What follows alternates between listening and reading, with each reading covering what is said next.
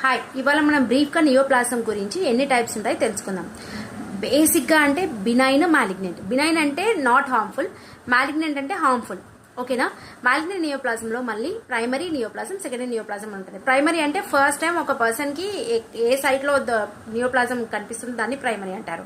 ఈ primary neoplasm నుంచి metastatic అయితే అంటే వేరే లొకేషన్కి, వేరే టిష్యూకి, వేరే ఆర్గాన్కి స్ప్రెడ్ అయితే దాన్ని సెకండరీ నియోప్లాజం సైట్ అంటారు. ఓకేనా? Carcinoma in situ. కార్సినోమా ఇన్సిటు అంటే అది pre cancerous condition of the tissue and ఒక చిన్న టిష్యూకే కన్ఫైన్ అయి ఉంటుంది, వేరే టిష్యూస్కి ఆ టిష్యూ నుంచి స్ప్రెడ్ అవ్వదు. దీన్ని కార్సినోమా ఇన్సిటు అంటారు. అన్సర్టెన్ బిహేవియర్ అంటే ల్యాబ్ టెస్ట్ లో కూడా ఎక్కడా కూడా అది బినైనా మ్యాలిగ్నెంటా తేల్చలేని పరిస్థితిలో ఉంటే, అబ్నార్మల్ గ్రోత్ ఉంటే దాన్ని అన్సర్టెన్ బిహేవియర్ అంటారు. అన్స్పెసిఫైడ్ నేచర్ అంటే ఎక్కడ డాక్యుమెంటేషన్ లో బినైనా మ్యాలిగ్నెంటా ఏ టైప్ ఆఫ్ నియోప్లాజం చెప్పకపోతే దాన్ని అన్స్పెసిఫైడ్ నేచర్ నియోప్లాజం